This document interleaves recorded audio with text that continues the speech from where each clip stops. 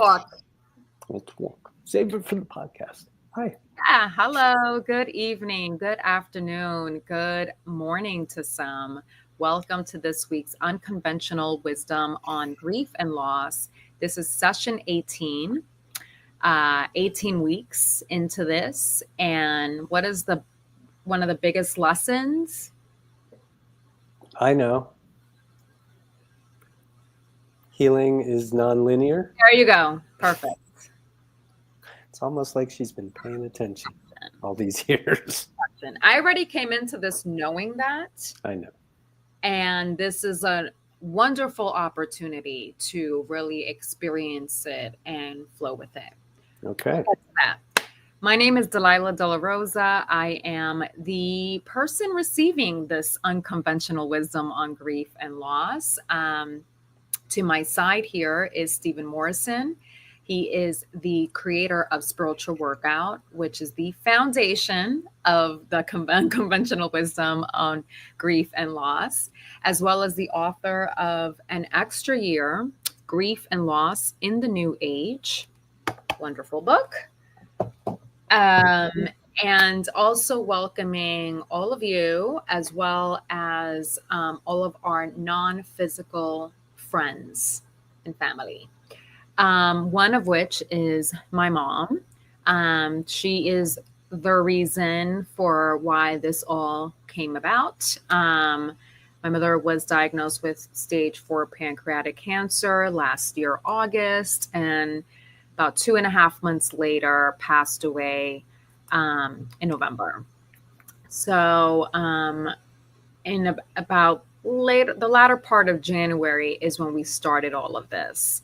But I am no stranger to Spiritual Workout. I actually was co-host, producer of the Spiritual Workout Online. That's where we hold like weekly online counseling sessions, group sessions. 3 a week. 3 a week, yes. Weekly spiritual workout drop-ins, as well as intention setting and EFT tapping. If you've been with us over the past couple of weeks, you'll see that we've set a lot of intentions, talked a lot about intention setting, as well as have done a ton of tapping, including a tapping project. Several tapping projects. So yes, that is what we're doing here. Also want to welcome Duder. That is one of the subjects of An Extra Year. It's Duder and Steven. It's Steven's partner, who passed away in 2005. Yes. Right? In 2005. And this book details what happened in the year following his transition. And he's still around. Sometimes. Not all day. Almost 20 years later. Yeah. Maybe that's why he's also around too. Well, he's around. This project brought him around. Yeah. And interesting how this project is happening in the 20th, going into the 20th year. Yeah. Also really interesting is that I found that I'm seeing so many parallels to my husband's mom's passing. That was also about 20 years ago, wasn't it? Which was also like 22 years ago now, right? Or about to be 22 years. Mm-hmm. But a lot of parallels with, their transition into the non-physical and sort of like what's happened since then. Mm-hmm. But like so many parallels that I've been noticing. It's very. Can you give an example of a parallel? Oh, absolutely. I was about to go into it. I'm not going to leave you guys hanging. We'll come back to it. Parallels. Yeah, these like ambiguous parallels. Well, for one, my mother was one of 6. And I think she was one of 5 or 6, but That's not the point. The point was more the parallel lies in that she was the first of the siblings to pass away. Oh, right. Same thing with my mom. She was also the second oldest, the oldest sister, but the second oldest. They had a Sibling. younger brother, Mm. right? And the dynamic between the brothers and the sisters are very similar. Mm. Really, really interesting. Um, they also passed away um, uh, in their early 60s. My mom, technically mid 60s, because 65. Um, and there were some other parallels that I'm not quite remembering right now, but those were like one of the first ones that stood out. I was just Yeah. like, oh, okay. Oh, another parallel is that both my husband and I thought that our fathers would probably be the first ones to go. Mm. And our fathers were kind of like little menaces back then, back in the day. Um, and they're just alive and well, and our mothers passed away. Right. So that dynamic is very similar. That was another one I just remembered that Yeah. came up. So yeah, just Well, along the thanks for that. That gives me a much yeah, better sense of what you yeah, mean. Yeah. yeah. I mean, there's definitely others like in terms of dynamic and things like that. Oh, here's the other one. Um, when his mother's favorite aunt passed away recently, Yeah, you mentioned it this was last right time. around the time that we were celebrating my mother's favorite aunt's Right. 75th Yeah. birthday.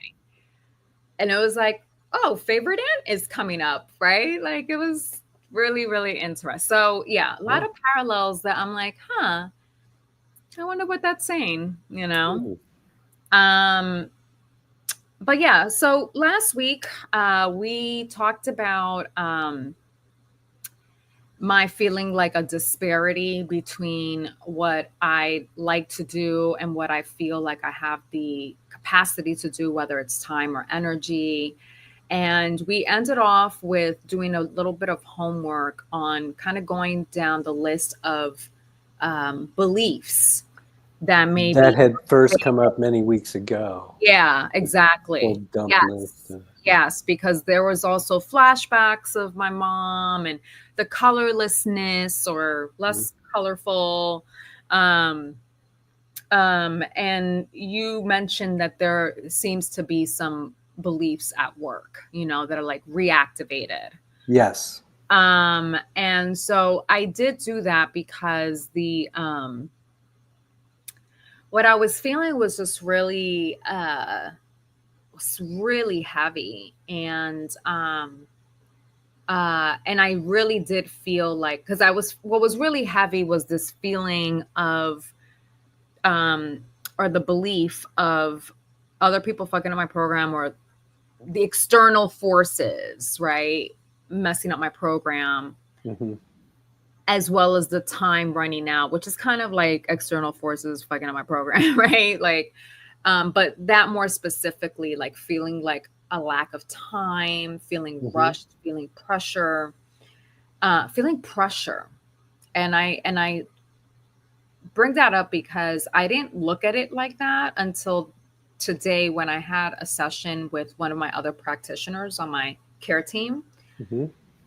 Um, and she pointed that out, that that's what was coming up, was this feeling of pressure, which I think makes a lot of sense considering the beliefs that were activated, you Yeah. know external like feeling like overwhelmed with external forces, and feeling like I don't have the wherewithal to do the things that I really wanted to do. A belief in itself. That's part of that whole thing. Yeah. I don't have what it takes. I don't have the energy. I don't have the time. I Time don't is have not it. aligned. Yeah, it's like not enough. but really like, and it just there was this felt like pressure that um I didn't acknowledge until I had this session right now. And that's when I was like, yes, that's what it is. I feel like, I think that this is why I feel so like this layer of weight down. Um, because I'm having these thoughts, these beliefs activated that are feeling like pressure, you know? Yeah. Um, I focused that particular session, the one I just had today, on the sleep procrastination, because it was getting like, I don't want to judge. I know we don't do that here, but it was not serving me where I was going. Hmm. Like it was not serving me. It being the A sleep sleep procrastination. procrastination. Yeah. Yeah. And like I was feeling a little powerless in Hmm. it. Like it was feeling, I know you're not a big fan of calling it an addiction, but Hmm. just a very well practiced non-serving habit of that I was really falling into, and it almost felt like it was taking over me, kind of thing. Hmm. And I noticed that it really came up as I was completing or almost completing this project of moving things in, moving things out of my mom's former apartment slash dad's new current apartment, right? Not new Hmm. apartment, but current apartment. And I had 2 weekends going into the week, the last 2 weekends, where I, it's like I felt, and I don't regret it, but I didn't like the way I felt, right? But I didn't regret it, where I felt like, okay, I made it through the week. I made it through the week. And then come Monday until Thursday, Last week? the last week and then this week. Well, today's only Wednesday. That's fine. Right. Well, it was going through today. So Okay. up to Thursday, it seems, right? Okay. Yeah. Where I felt like kaput. I just um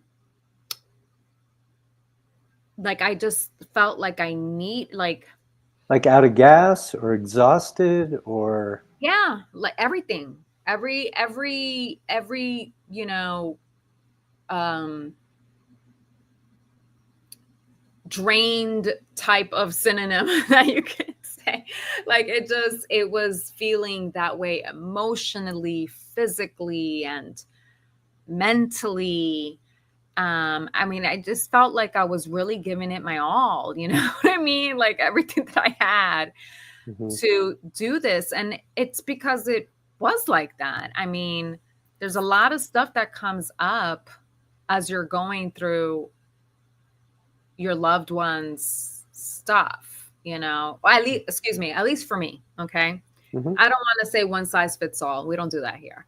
But for me, there was a lot of stuff that came up as I was not, moving things out, looking at stuff, some things that I wasn't even aware were going to have that type of impact, like going through her clothes, Yeah. right? I just really, and I know that it's very common for people to feel that way.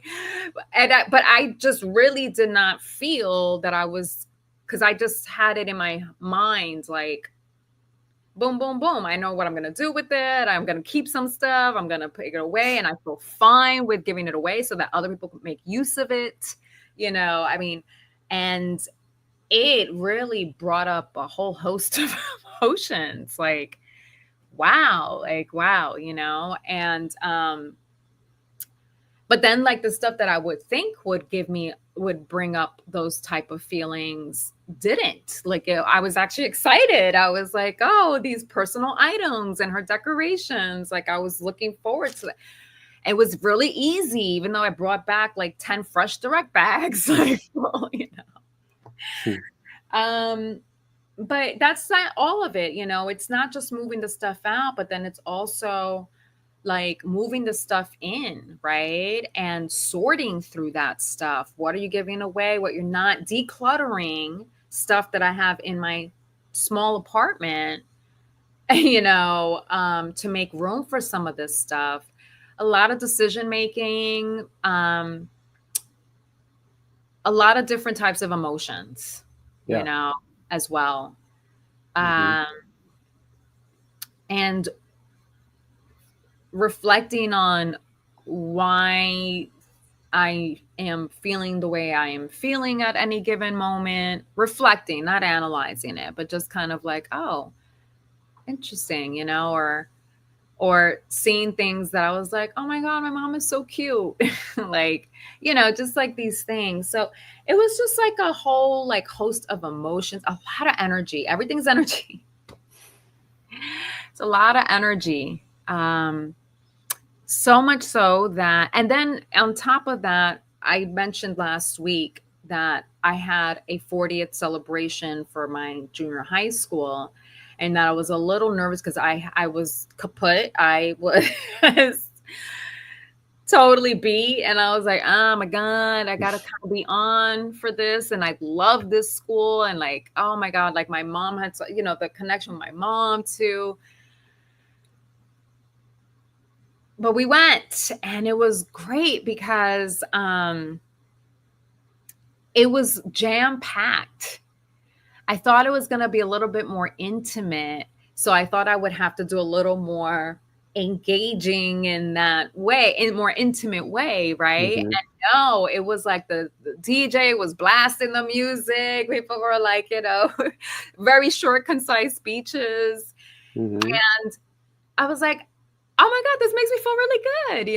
And I also saw a teacher slash guidance counselor for high school placement. And it was so funny because I did not expect to see her there.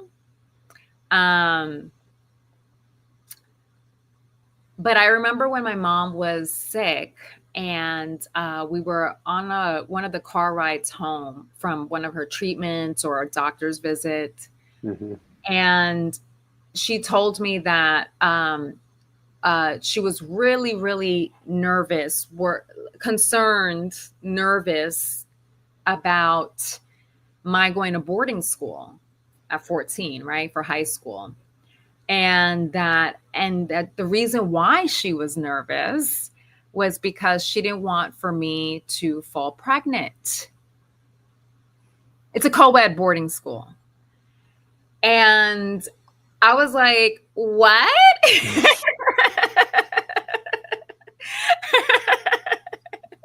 What are you talking about? I was like, huh? Really? She was like, I know, but I really was. I think it's because I was a really young mom, and, it was a co-ed boarding school, high school. And I was really nervous. Hormones. I was really nervous about that. And I was like, oh my God. I was like, I was like, Captain Hell no. Like, and even now, like, it was like, I was like, Mommy, that should have been the least of your worries. She was like, I know. But that she mentioned that she went to the this teacher, guidance counselor that I saw at the De La Salle celebration. That she's the one that made her feel so much more at ease, because Oh, she shared that with this teacher. She's yeah. like, I know, I'm just, And you just learned about that yeah, in that car ride. in that car So ride. I saw, her name is Miss Swami Nathan, and I saw Miss Swami Nathan there, and I just gave her, oh my God, I just gave her the biggest hug. Hmm. Because she was so, my mom was like, I just felt so much better, after speaking to her. Yeah. She was going to let me go regardless, Hmm. but that she just felt so much better, so much more at ease. Yeah. Because of Miss Swami Nathan. She's like, Miss Swami Nathan was like, oh no. You don't have They anything have to worry to, about. yeah, well, She's like, Delilah's like a very determined little young lady right there, and she was like, and look, the fact of the matter is that if that's going to happen, it's going to happen, and like it's least likely to happen there than in the mm, city. You know what I mean? yeah, yeah, I mean, it can happen anywhere, but I'm just saying the right, likelihood, yeah. with, going a small, Greater controls over there at the yeah, boarding school. yeah. And so, yeah, I mean, teenage pregnancies was not really a thing at the school, you know what I mean? So, she was like, I don't think, and then Delilah's personality, no, it's like, Well, and she was speaking from the perspective of a teacher or an authority figure in the absolutely, school who actually knows you in a different way than your mom. absolutely, Yeah, that takes absolutely. a village, right? And I think my mom, I totally understood, but I was just a little bit surprised because I was like, "Mom, really?" She was like, "Yeah." She was so sweet about it too, because she would felt like a little embarrassed for thinking that when she shared it with me, and I was just like, "It's just that because of I had you really young, and you know, I know how these things can go." Yeah. And I was like, "Well," I was like, "I get it, mommy, but yeah, no."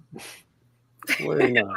Worry about other things. I Not was like, "That was not ever happening over here."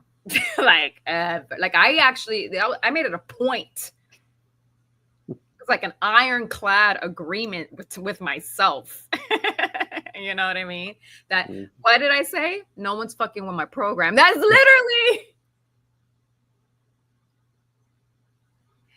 So look, it carried me through then, that belief. yeah. It served me Yes. well in that belief. That belief served me well at that time. At that time. Yeah. I don't need it anymore. Unless I look at it as unbothered, unfuck with the bull. In that context, okay, sure, right? But in terms of like really, like if I'm allowing people to fuck with my program, okay, that's one thing. To Well, be then like, they're not really doing then that, I'm right? not gonna fuck. But that's what I'm saying. It's like I'm allowing people to fuck with my, and that's how, when I say I'm not having anyone fuck with my program, meaning that I'm not going to be driven or distracted by external. Yes. You know what I mean? So like I'm the agent here, Right. So yeah, so I saw Miss Swami Nathan, and such a trip too, because I went to Amherst College and she's from Amherst. Yeah, Oh, I wow. just little synchronicities here. She looked exactly the same too. I was like, oh my gosh. I don't. She was a very young teacher. I think she was like early 20s kind of thing. So maybe that's why or I don't know. She's South Asian, so that maybe have something to do with it too. But why she looks so young. So yeah, I was really happy. I was gonna go there regardless. I once again was not feeling 60%, 100%. Like I was done. I was crawling there. It was like, oof, okay, I'm doing it.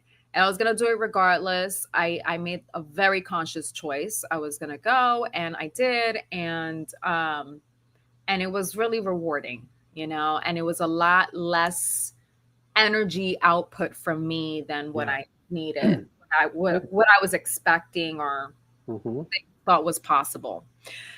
Um, but even with all that, like I said, it was the second week where going into this week, I just feel like Monday, Tuesday, Wednesday, I got back into this habit of the going to sleep, 5, 6 in the morning, and getting up like around 11, 12, which is okay. It's not like I'm messing up my life, like I don't have anything scheduled during the day. However, it does feel like it's shortening my day. Why? Because in order to do things in society, in the world, I feel like I don't have enough time, you know? Yeah. And that's a reality. That's a reality. Like that's a reality, is Would you that say at this point it's a conscious choice? no, Okay, that's what we're getting to. no. Yeah. Yeah. That's what I'm saying. It's like this is why I did what I did today with the other practitioner, because Hmm. I was like it was starting to feel like addiction type of thing, like it had power over me, because I was not like I set this intention. I was right at the precipice of just going there to the intention, alongside the intent, aligned with the intention, Hmm. and just always something within me, something I have to do that comes up. I don't time blindness, and next thing you know, it's 5 o'clock in the morning. Or I'll set the intention that, like, okay, I go to sleep at 5 or whatever, 6, I wake up at 11, 12. I'm not going to spend until, the day in bed until 3, 4 in the afternoon to start my day. Right. Like, but I just was doing the same thing every day. Right. And it was like, You wow. mean stay in bed later than you expected, even though you went to sleep or to bed very late? Like just being when I wake up, Hmm.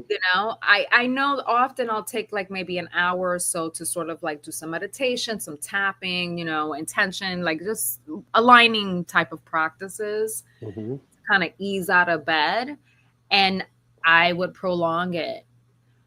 Anyway, all of that to say, I brought that into this other session, because I was like, yeah, I don't like the way that was feeling, Hmm. and I understand that. Um, I need ample time to decompress. I've had a lot of like energy consuming activities along, this month. It feels like another phase in this process of, the aftermath, my mom's transition, and 6 months, going Hmm. into it. And I know that I wanted to give myself ample time to decompress, but I don't like the way it was feeling. Like it wasn't feeling rewarding. It wasn't feeling soothing. It wasn't feeling like I was decompressing. Restful. Yeah. Yeah, it wasn't feeling like restful. Sure, at the moment in the wee Yeah. hours of the morning, it feels like I'm decompressing. It feels delicious. But today, what came up, and I felt very much like this was the case, is that, and this is not brand new. Um, but just this, there is a feeling of safety In that in that. dynamic. Yeah, Yes. the wee hours of the morning. And now what I'm noticing, Hmm. that time from waking up and getting out of bed, it was feeling like I don't want to leave this, because it was feeling safe Sure. there. um and I know this is not our first rodeo with this. I know that judgment and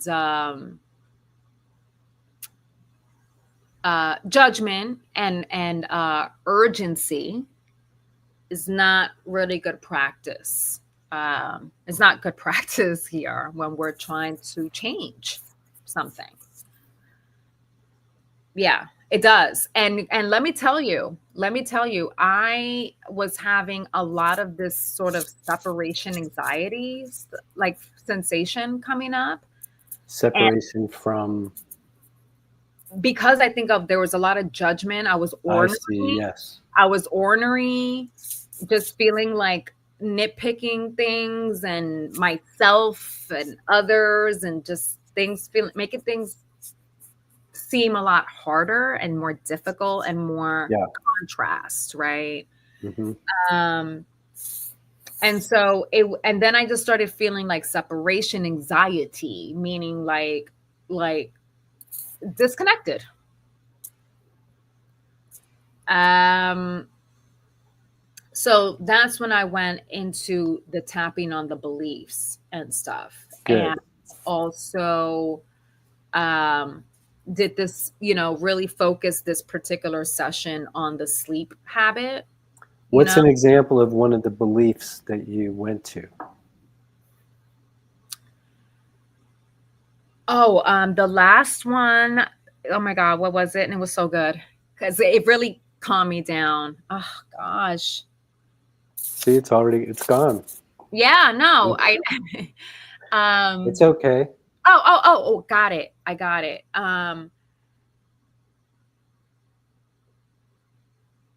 That I have to put a lot of effort into having a good life. Mm. I'm How does not, that resonate with you right now, thinking about it and saying it? there's a little bit of a little charge, but How not is that not as compared to strong. when you? Yeah, Okay. not So as it's strong. so you did a fair amount of Yes. I tapping it on that, happened yesterday and today. and it's holding. That's what I'm looking for. Yeah. Okay. Yeah. Um I was drowning in that Yeah. funk. Um and when I did the tapping, I felt a bit of relief, but it was more of a cumulative type of effect because Hmm. today I felt a lot better. And that's very common. Yeah. And yeah. So I was like, okay, that's good. So I'm what we're talking about for anybody that's yes. maybe a little less familiar with this process is, fundamentally all of our healing is going to occur at the level of belief, right? And so what Delilah is talking about is finding some beliefs that have been activated that are, not serving her right now. So when she started doing the tapping on this particular belief, the belief was very, very charged. But here we are a day or two or three later, right? More or less. I did it a lot yesterday. Okay. So And today. so now when she says that same belief, there's a little bit there, but it's nothing like what it was yesterday. So that's what we're always looking for. As we do this work, that's how literally, well, it's one way that we can transmute and transform a belief from whatever it is that doesn't serve us into something that does. And so if you can do a lot of tapping, be like, oh, yeah, that's a little better, and then notice later or the next day, wow, that's really a lot better. And Hmm. then check in with it like we just did. Well, what is it? First, well, what was it again? Oh yeah, this. Yeah, there's the charges. So that means that the work Delilah did on that belief is done. It just also means, and it's obvious, there's a little more left, and we'll see. That might just dissipate on its own. It I might want yeah. come back a little bit stronger. We'll see. You just never know until you just kind of live with it for a while. So But another go oh, I'm ahead. sorry. Finish what you were gonna say. I was just going to say, but whatever tapping we do, and it sounds like Delilah did a fair amount of tapping I on did. this one belief, and then found, within some hours or even the next day, finding a lot of relief from that. In other words, it doesn't have the charge that it had when she started. Uh, that means that work is done. A lot of times people say, oh, well, I tapped, but then it came back. I tapped and it came back. What comes back is the part we didn't get yet. So it's not that it comes back, it's just there's a little more to An go. aspect And of something. that's the part we just don't know until we live some life and see. So that's what I was gonna tell you. Okay. So I did a lot of tapping on that belief and a little bit of the other people fucking up my program or external forces fucking up my program and time running out. Mm-hmm. Time is not on my Which side. are common Blend. themes for this Yeah, it's person. a little, yeah, exactly. Like they're kind of like meshed together. Mm-hmm. So I did that. And like I said, it really let out a bit of steam then, but I really felt it today because when I went, because I woke up feeling a bit of heaviness. Hmm. And so I was wondering if it was, I had more to do on those particular beliefs, but no, it wasn't that. Like it wasn't, I didn't feel the charge with those Yeah. particular beliefs. I was kind of like not doing anything. Right. Um, and it wasn't doing anything because there wasn't the charge there. Yeah. However, Yes. I was like, something, maybe because of the tapping, something led me to go into my intentions. Oh, actually, I know what led me to do that. It's because yesterday, oh, wow, there's a lot that's going on. It's a lot of stuff. Wow. Yesterday,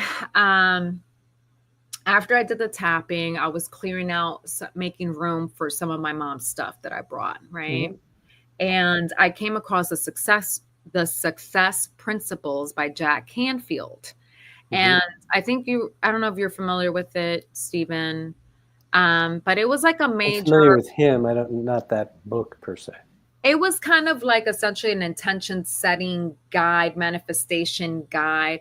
It Hmm. was like, it was like homework, like a whole project, and to set the intentions and stuff. Like it was just like very granular form of what we do here with intention setting, essentially. Okay. Hmm.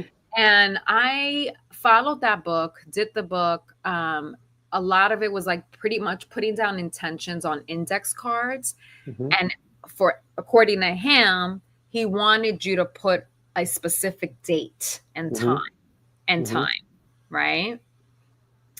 And I did that. And I was so diligent. I was so determined. I was This so was back at some in the previous. 2000s, Okay.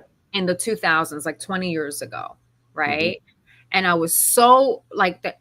And when I looked back, um, like I was looking back at the notes when I was clearing it out, and I looked back, and mostly all of those intentions manifested. Hmm. Beautiful. And I went for a walk, went up the stairs, was listening to this the Let Them Theory book, right, by Mel Robbins, and she was talking about what successful people do that people who aren't successful, what they don't do. And it was like, consistency, determination, a willingness to work for it. And of course, I add in there the belief to start. You know what I mean? Like to start, right? Hmm. But it just made me think, seeing the success principles, seeing what happened when I put all of my attention on my intentions. You know what I mean? And what happened then versus in the 2010s, where I kind of phoned it in a bit and got distracted by the external, Hmm. putting the attention elsewhere than in my intentions. Yes. And that's where I found myself a bit flailing. The early part of the 2020s, we were going through some major changes in the collective, Hmm. my personal life. And I think I had some questions about my ability to co create Hmm. that I had to work out, you know? And now with my mom's transition, it just seems like it's kind of leading me into this new chapter of like, wait a minute, I got to take this seriously, you know, like Hmm. my intentions and all of that. And so it led me to today that's what led me to looking at my intentions when I woke up, Hmm. right? Hmm. And that's where I saw what the charge was. So it wasn't with like I went through the beliefs, Yes. those beliefs, and Hmm. then I went to look at my intentions, Good. and I Good. looked at my life intention. Good. My being intention, I didn't feel weight, no charge. I was like, okay, I believe this, Hmm. like I'm, And that's what we do. We just check in. Are we yeah, aligned with it or not? If we yeah. are, great, Yeah, go live your I was life. doing it. I was doing it, Stephen. I was like, okay, Right. this is the home soul work right here. This is what Yeah. we're gonna do. This is what we're doing from now on. And I was like, okay, tuning in. I was like, the being intention. Okay, I'm yeah, I hear it. You know what I mean? I'm pretty aligned. I'm aligned with that, and I'm good. Hmm. I read my life intention, and I thought I wanted to cry Because. because I felt a block with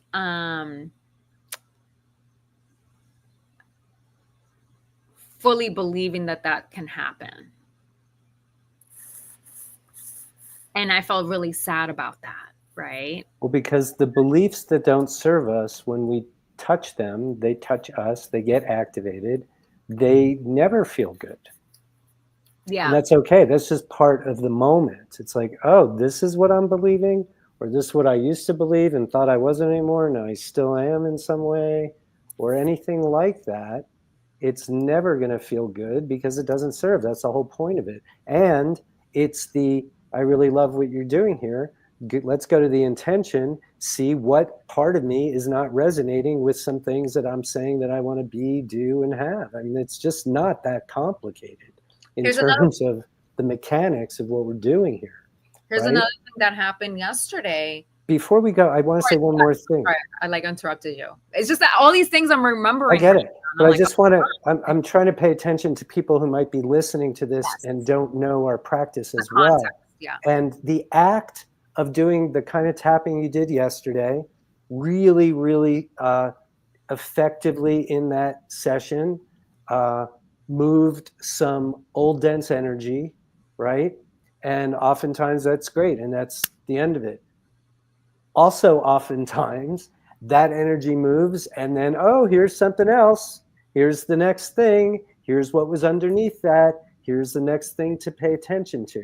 And that's what I also want to help normalize. It's perfect. We say in spiritual workout, tapping changes shit, right? We start tapping and energy is going to start moving. We don't know ahead of time where it's going to move to or what it's going to point to. But what we do, what I'm always harping on people to do with their tapping practice is follow where it takes you. Just Hmm. follow where it takes you. So, I go on. also I was realized so that happened today. And Mm-hmm. what I did with that was as soon as I felt that charge coming up, feeling verklempt, like it was Yeah. like my There's, heart felt yeah. sad, Yeah. heavy hearted. I I went into tapping on whatever it is that's not allowing me to align with this intention. Good. Sometimes it's very clear what it is. Sometimes we're not sure. Yeah, I don't know but I just felt really sad, and I was like, come on, like you really don't believe in your core that this is not possible, but you're feeling so far away from it. At the least, the very least, you're feeling really far away from that. Like Mm-hmm. you may be in the how and the when, about Right. it. Um, but feeling far away from it, and it was just making me feel very sad. So that's what Mm-hmm. I did, and it really like took let the steam out. Um, And that's the how day you before, know that you're in the right place. You feel yeah, it. and I also got the another hint as to what was happening internally. Mm-hmm. Yesterday when my husband um, got a text about a save the date that one of his family members wanted to send him because his niece is getting married a year from now. Mm-hmm. And the first thing that came up, and I was like, oh, okay, I got to tap on that, was like a lot of things can change in a year. Like, what if one of us isn't here? You know, what if we're not together? Like, I just started going into that, and it was bringing up sadness. And then I was like, ooh, because the first thing that I thought was about how things changed so drastically from 2023 to 2024 with my mom. Mm-hmm. And I think that there may be some feeling like, of course, I'm going to feel separate, disconnected from these core desires, these intentions that I have. If I have something in me that's like, well, I could get diagnosed with cancer and die next year. Like there's some, I was like, that Yeah. kind of dampens the motivation, the determination, the flow, the pursuit, Yes. the Yes, it does. alignment with these intentions. And so that's kind of where I was a little stuck about what to do with that, because that is a reality. But that's when has that not been a reality in the course of Right. human history? Right. And so that is a reality. So what does one do to um not let that stop you? Well, as always, it's a combination of intention and belief, right? So, this comes up. We were just having this conversation in spiritual workout the other night, and I think I invoked your name as somebody who has dealt with this particular issue of, what do you want to call it? Impending doom. Yeah, impending zone. That, well, this bad thing could happen and this bad thing. And the desire, which I know I've heard from you, to, can I just intend to not ever be blindsided by something? Can I just intend in my life to have a wall of a bubble of protection around me so that I never ever have to experience anything unwanted, unpleasant, or anything like that? And my spiritual workout approach to that is, we need to change the channel here completely, because you Mhm. have to hear the belief system of somebody who would want to create that bubble. What must somebody believe that would uh, inspire them to want to protect themselves all day, every day from anything seemingly unwanted? So That they're that's not just, safe. pardon me? They're not safe. Not safe. Life is scary. The world is dangerous. All, whatever it is, right? So how do we? It's an intention, but it's also a belief. If you ask me, this is where that one comes in. The antidote to anxiety. And what is anxiety? A garden variety anxiety that everybody talks about all day, every day. I'm not talking about people who were crippled No, no, with no. some You're talking about uh, Delilah type of disorder, anxiety. but every day, yeah. And so the belief that, and you hear me say this all the time, I'll know what to do when it's time to do it, to Yeah. me is the antidote to any and all of that. So Because if we're going to try to protect ourselves from anything negative, bad, that we judge to be negative, bad, right? I mean, already, because we have a different belief system. If we believe that there are no accidents, that everything we're experiencing is for us, not happening to us, but happening for us, that every single situation, including death of loved ones, is an opportunity for our own growth and development, then why would we want to prevent ourselves from experiencing those things that we came to experience because we knew they would propel our growth from some other view, even if it looks very different down here, and we wish we didn't do that? How many people say to me all the time, I know I signed a contract to come here, but I don't think I really did, or I want to cancel it now, or I changed my mind, or whatever, which is like, okay, I can relate to that, but that's yeah, beyond my pay I hear grade. that. I hear that. I think a lot of it has to do with like not liking pain, you know? Well, no, but to live in fear of it is very different than contending with it if and when it comes. Because when we know, I mean, the woman who lifted the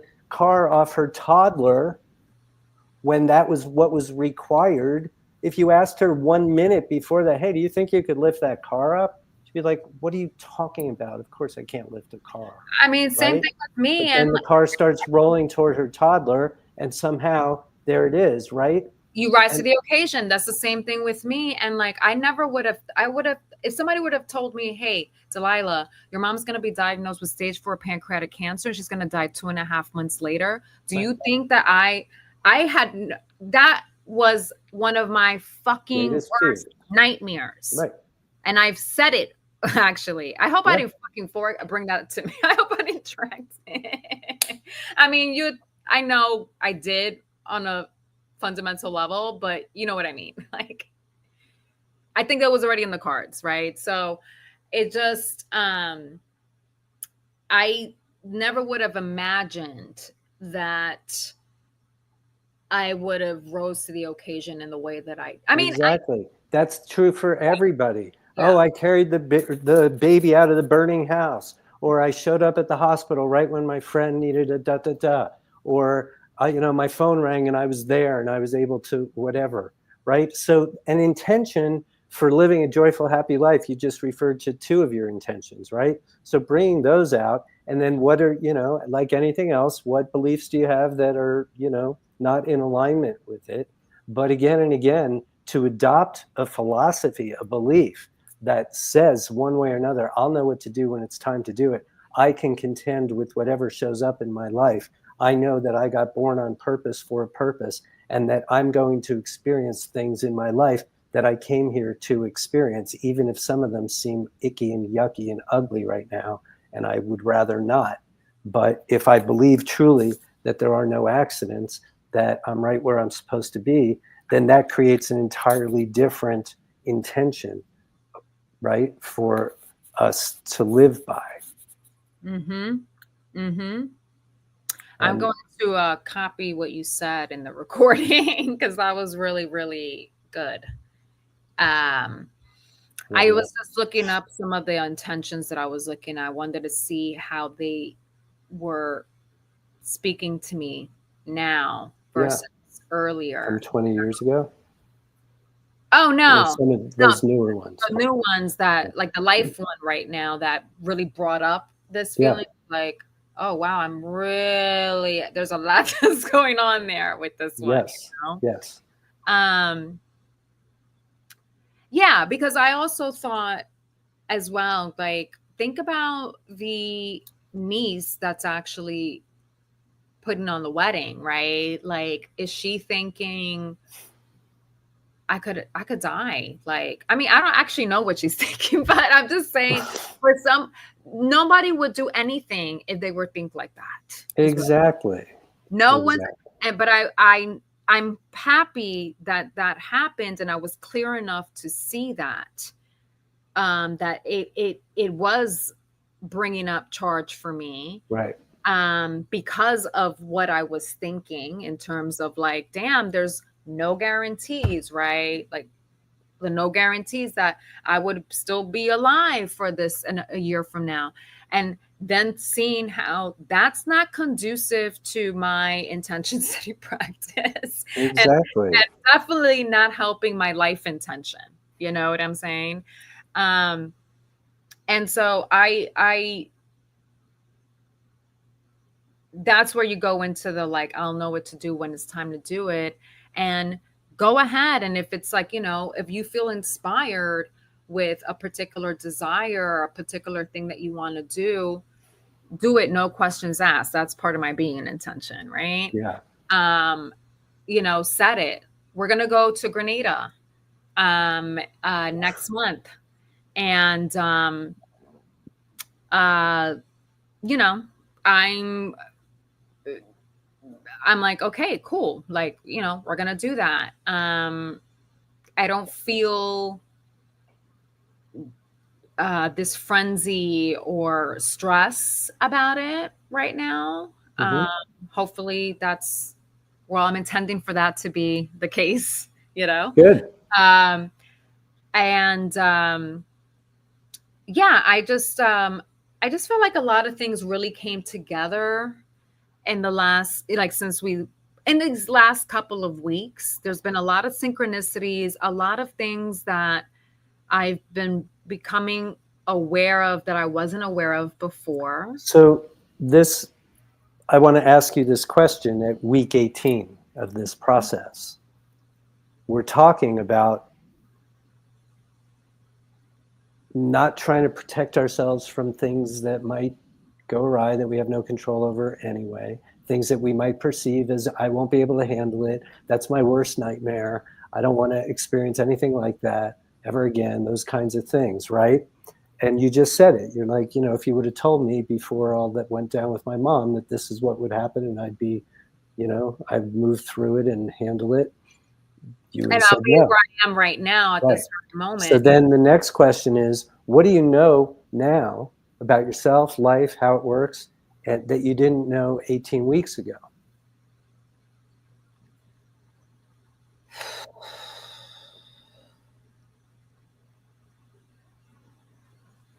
Well, I think that starting from our very first session, to be able to tell the story of my mom's transition from her soul's perspective was a major shift for me.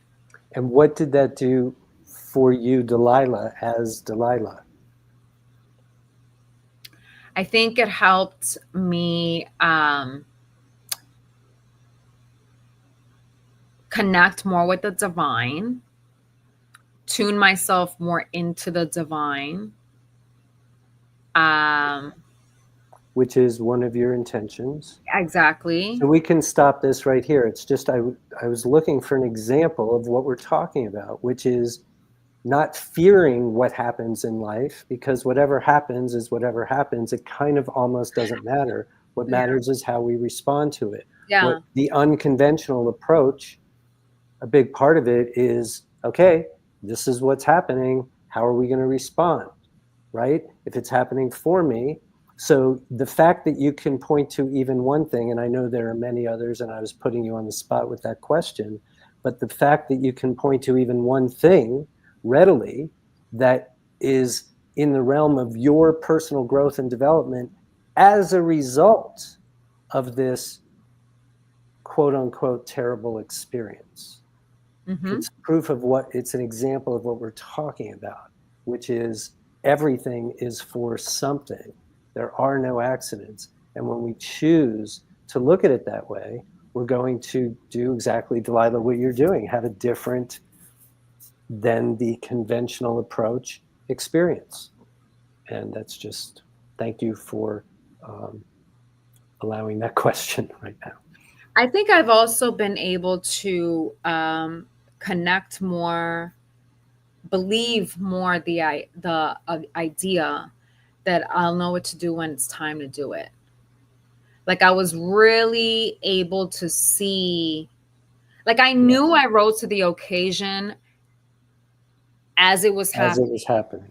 And right after my mom transitioned, like my brother and I felt really solid about how much we were there for our mom, right? And how we tag team and rose to the occasion. You knew what to do every hour. However, every day. I had a good chunk of time afterwards to transfer that into my future. Yeah. And I would say maybe by week 6 or something, I'm not sure when in this session, in our sessions, in the series, that I was able to connect to that more. I'm wondering if it was like, was it maybe sometime in April last month? I don't remember exactly. But there was this one distinctive thing where I was like, oh my God, I can connect to that now. To that idea. Yeah, I can visualize now. Yeah. Remember, like I think that happened last month. I'll take your word for it. Yeah, I think that happened last month or close to it. It was a little bit more recent. Yeah. I had a really good chunk of time where I was like, Steven, I can't listen to Joe Dispenza. Like, I can't visualize. I can't leave. I can't visualize Right, myself, right, my right, worries, my fears to the universe. right. I don't want, like, I can't, like, I just Yeah, it don't. was hard to let go of it, even though Yes, your head wanted to let go and yes, your system wasn't letting yeah. go. So Not there was a uncommon. good chunk of time after knowing that I rose to the occasion for one of the most challenging experiences of my life, the Right, challenging already did experience it. of my life, Yeah, did it, knew it, and yet there was this chunk of time afterwards where I was yeah. like, I can't connect to this. I know what to do when it's time to do it. I don't feel like I can count on myself. What is going on? you know?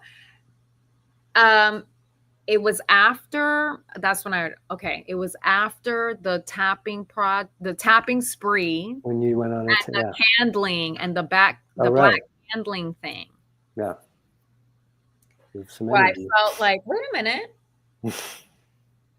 I'm able to connect to this now. Yeah. I'm not going to question Well, and the it. idea that we would understand something intellectually, but it takes a while to catch up is extremely common.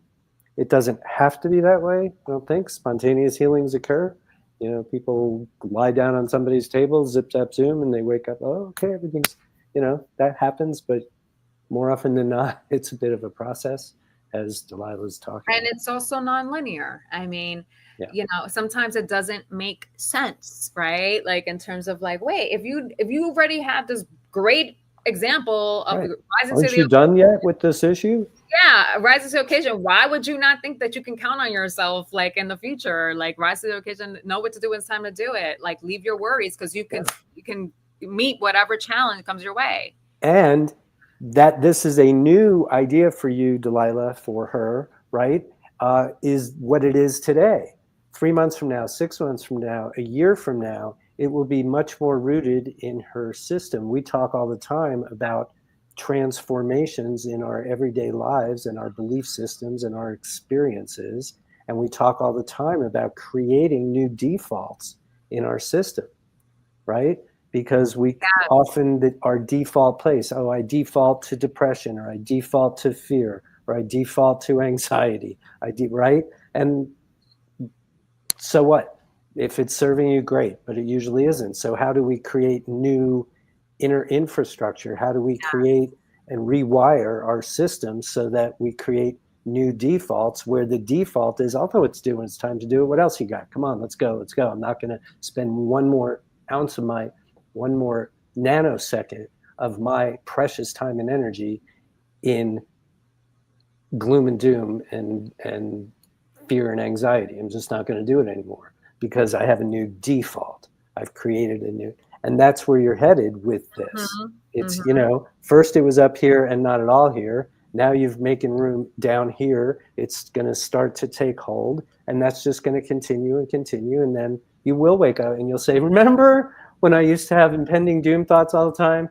Ha ha ha ha ha ha ha. I don't do that anymore. That's where you're headed. Yeah. Yeah. Now I'm making millions of dollars off of the movies that I'm basing on. There you go. Absolutely. And buying me a house here and there.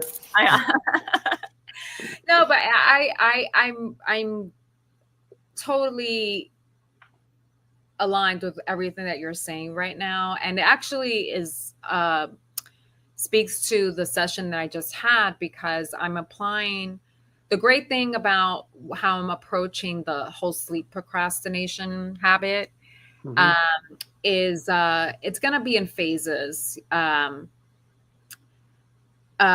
what I was able to do, because I think that it was like kind of hard for me to, when I would like tap on it, I would tap on the resistance to not getting up and starting to do my nightly duties, Mm-hmm.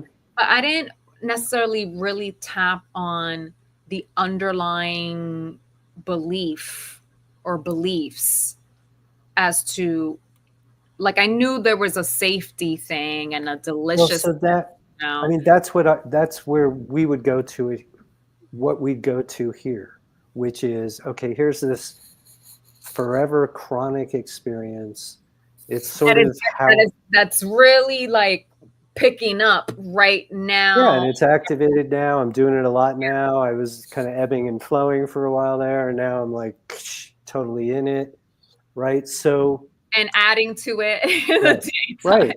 And Yeah, whenever we're in those situations where it's like, why am I doing this? Why? It doesn't seem to serve me. I mean, yeah, part of it is how I'm wired, and I'm a night owl and all that, but I also live in society and I'm missing some things, and it's something, right? So I would just say to somebody in that situation, hmm?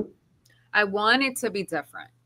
Yeah. So I would say to somebody in that situation, nobody wants to hear this, but none of us ever does anything, especially that kind of thing, chronic, year after year, decade after decade, as unwanted as it seems, that we don't believe on some level serves us. And that's what Absolutely. you're getting to with This, that. And yeah, it's still going to be a belief. Oh, I'm safe. I'm da da da. It's usually something like and that. it is It's not. that. It's that. Yeah. It's the safety. It's a little mix of other people messing with my external forces, messing with my Mm-hmm. program. This is like, But it protects you from.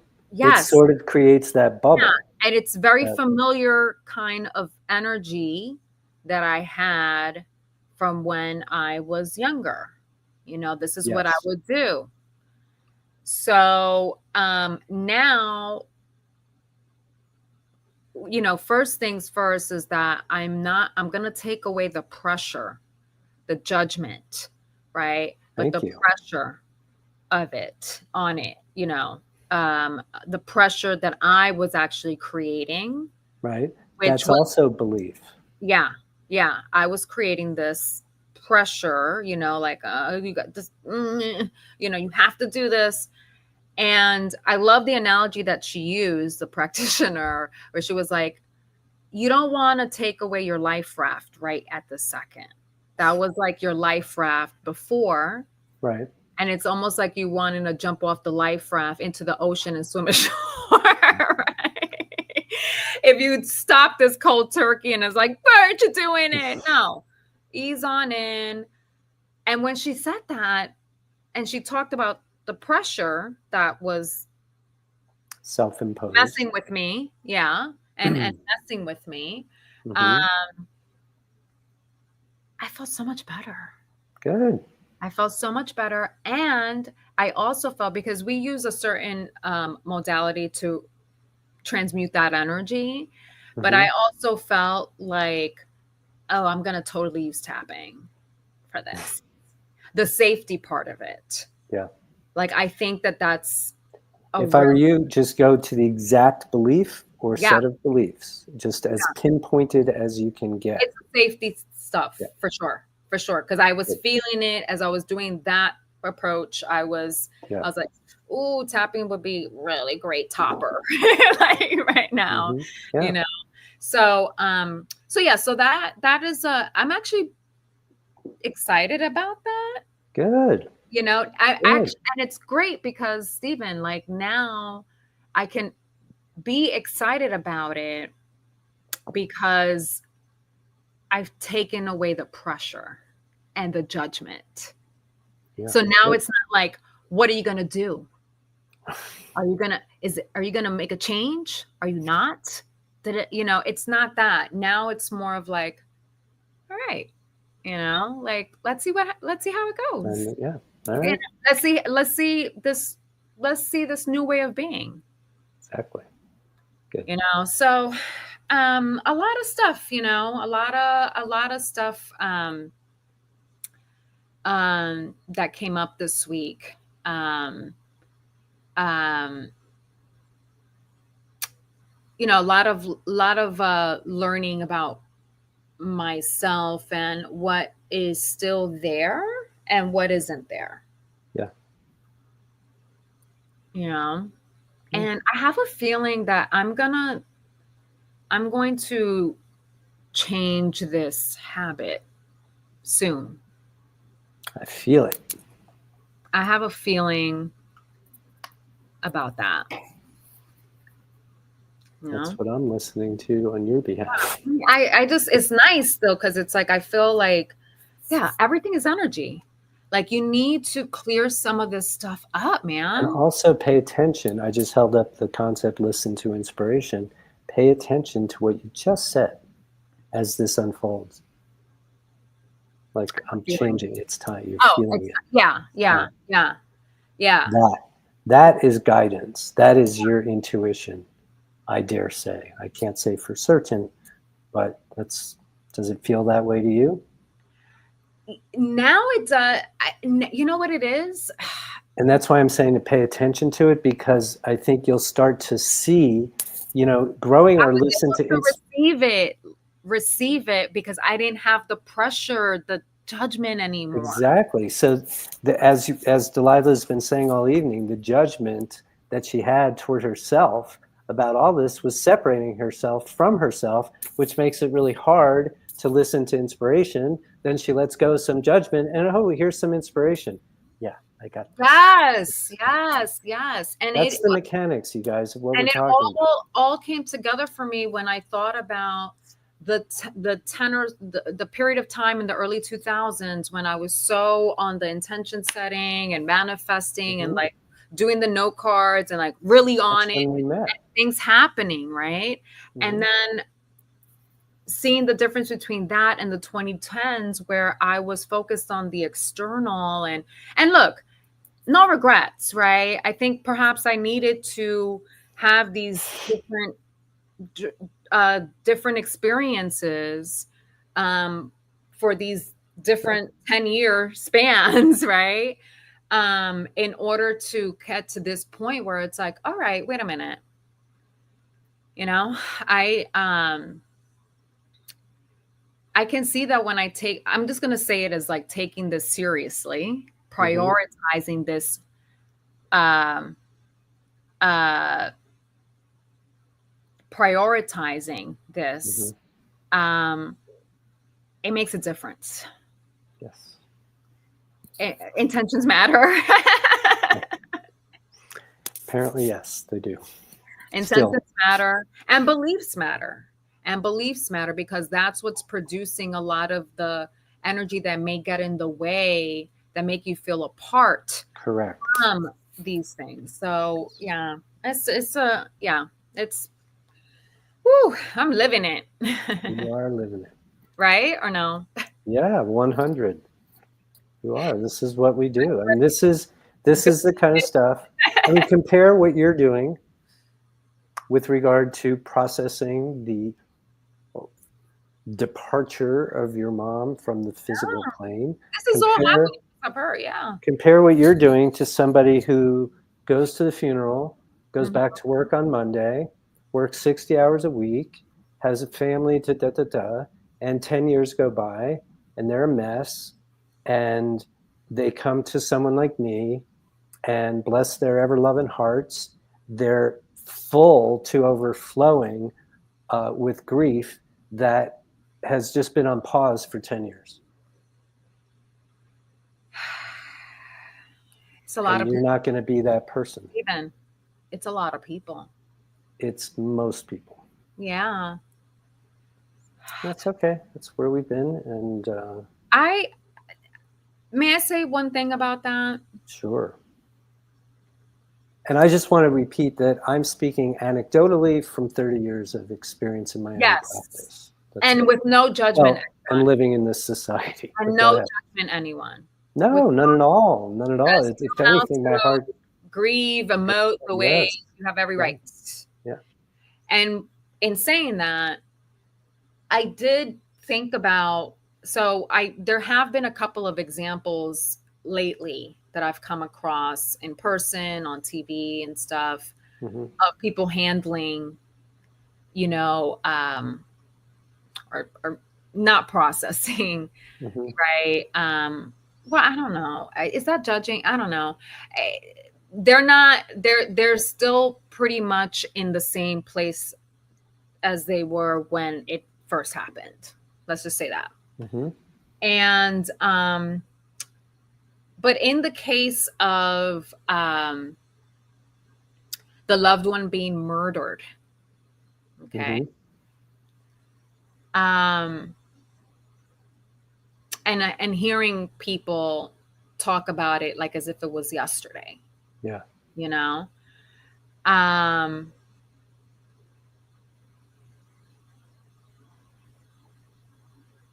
I felt like that would probably be a really tough one.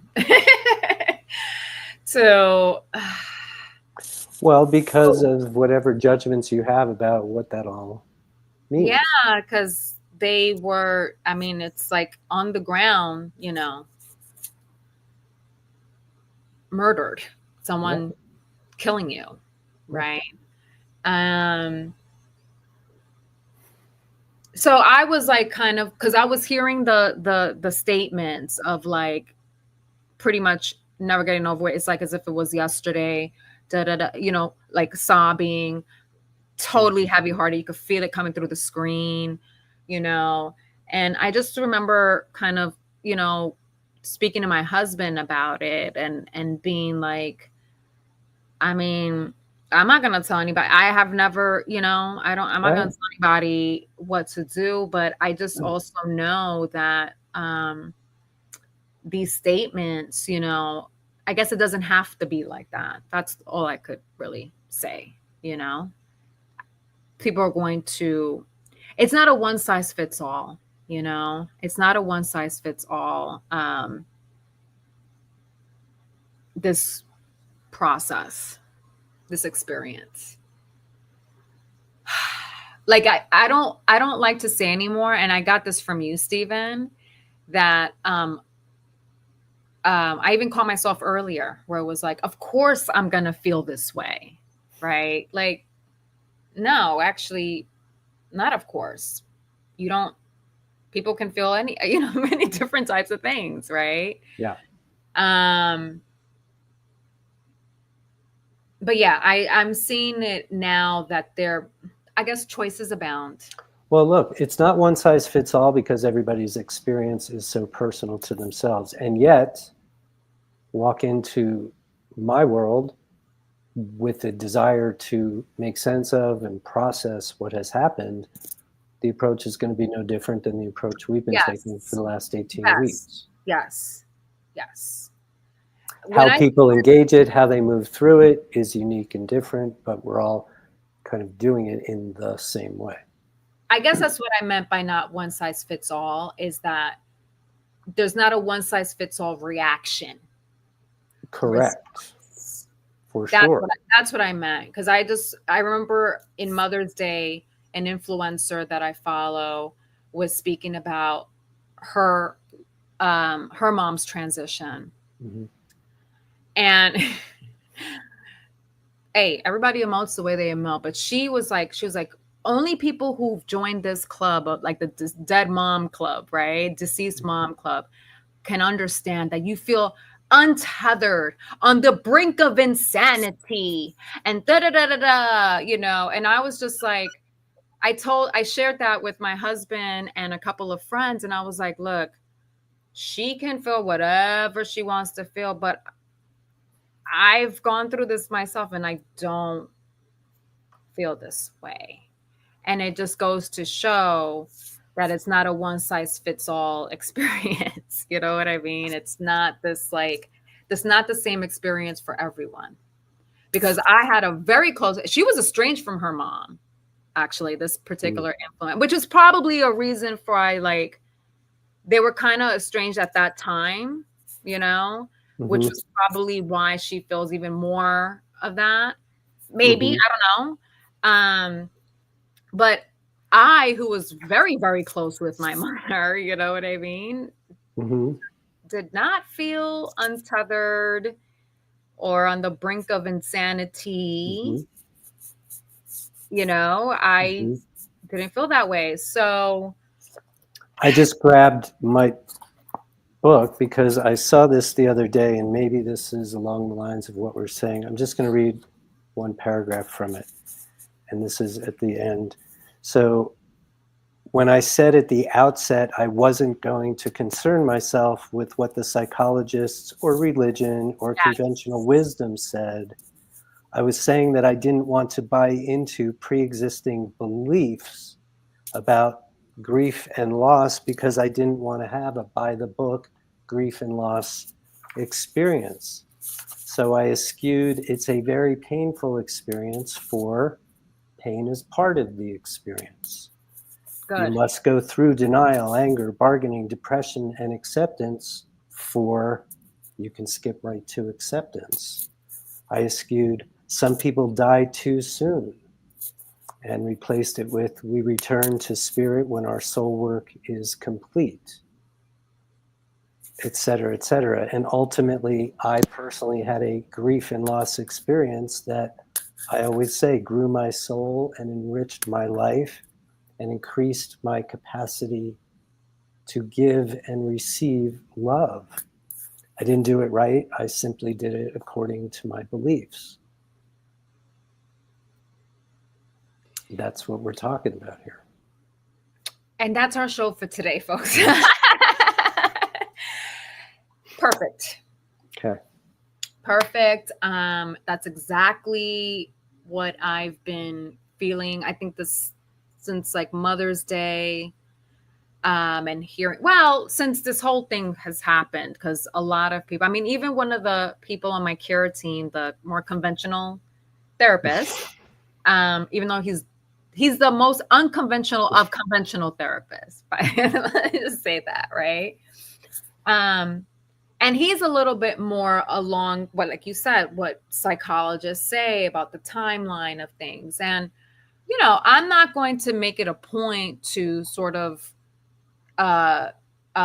prove them wrong that like, no, I'm not going to adhere to your timeline, however, if I end up emoting by the way I'm supposed to be emoting according to this timeline, then so be it, right? Right. And he did mention to me early on, he was like, around the 6-month mark, you may get into a little bit of a depressive place, like he was just telling me in his experience how things going, and I was like, oh God. At first I was like, okay, but at the same time I knew of doing away with all of these kind of beliefs, right? From I mean, I read an extra year, like in 2006 or something, 2000, right? 2008. So I already knew not to take those lightly.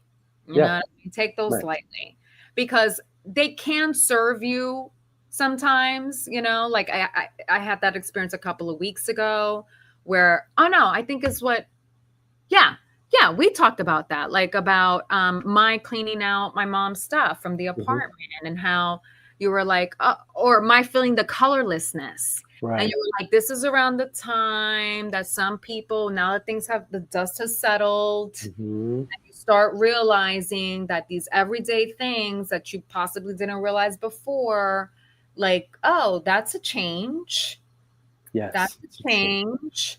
That's a change. Oh, wow. I didn't realize how integral or integrated my mother was in my life, my social life, and, all these things, how she inspired movement in my, like, you told me that that's common, for things. And so I feel like it's not absolute, but it's not uncommon.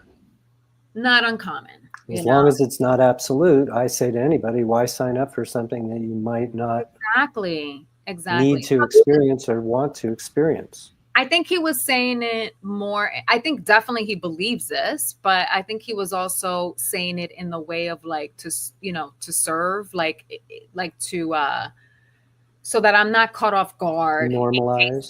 Normalize that, so that I'm not thinking, damn, why am I feeling like this at 6 months? Like, what's happening to me? He's just, even right? I said it. Yeah. Exactly. So, I look at it more like that, right? I don't, but that in and of itself is very, very different from swallowing it whole. Oh, look, I got to brace myself. I'm in the Dead Mom Club. Because it's coming. Yeah.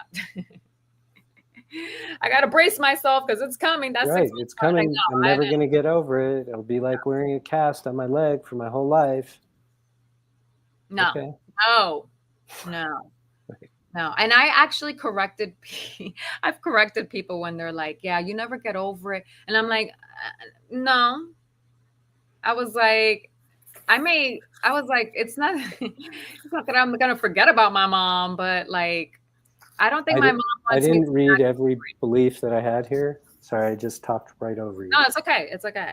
I didn't read everyone before, but one of the ones that I eschewed and then took on was I traded "you never get over it" for "you go through it."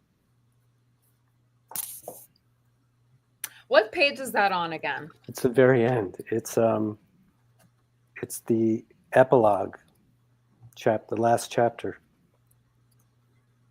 page 124 to 125, Yep. Okay. Perfect. 126. Perfect. Oh yeah, I see it in italics. Okay. I just happened to see that the other day. That's why it No, this was is top of great. mind. This is exactly because I don't get ticked off by it at all. I'm No. just like kind of like, oh, I really don't feel like that. And then you'll see how you stand out in the crowd.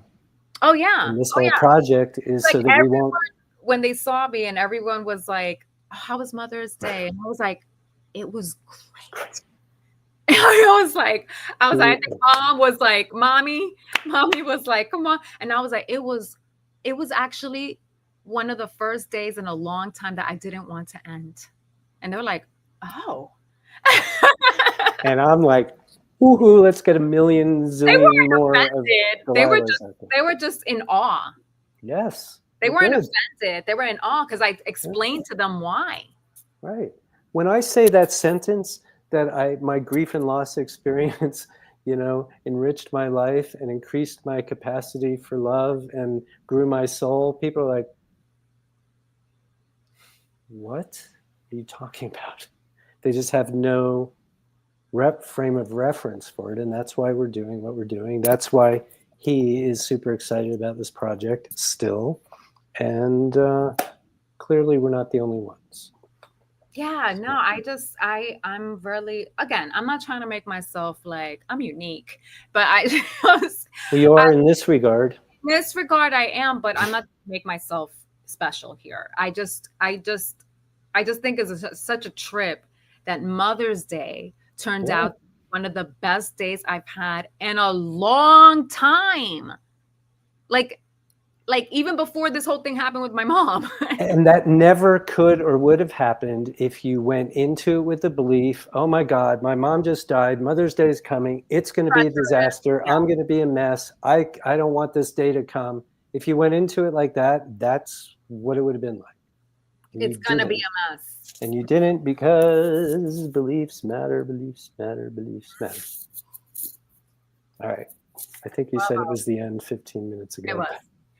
I just had to we just had to end it on wow, we went through a lot of concepts today. Yeah. We went through a lot of concepts. This is a lot happening, and it's a blender. It's a blender right now. But I'm making some good smoothies. Yes. With lots of different ingredients. Yeah, I'm making some good shakes, some good smoothies, but definitely a blender. It's a blender right now. It's a blender. Enough. It's okay. Thank you, Steven. Steven Morrison, everyone, creator of Spiritual Workout, author of An Extra Year, Grief and Loss in the New Age. He just read a passage. This is a phenomenal, groundbreaking book. My name is Delilah De La Rosa. I don't want to even say the guinea pig. I'm the what here? Subject. The subject, yeah, this series. I'm the one receiving this unconventional wisdom on grief and loss, as with everyone else here. We will be back next week. I figured, and we'll talk about this, Stephen, but I have a trip planned. Yeah, so you said. June 9th to the 16th. If we were to go and do a session, I think up until then, I think we'll get at 20. So we'll see how it flows there, It's up to you. we'll see how it flows. But I'm a lot of stuff coming up. Clearly. A lot of stuff coming up, That's how it's going to be. and I'm major applications. Well, Major again and again, tip of the hat to you for your willingness, really and truly, not just to do this for yourself, but to do it this way so that it can help others. That's the whole reason this got written. And so thank you. Thank you. Have a All good right. night, everyone. See you next week. See you next time. Bye. Bye for now.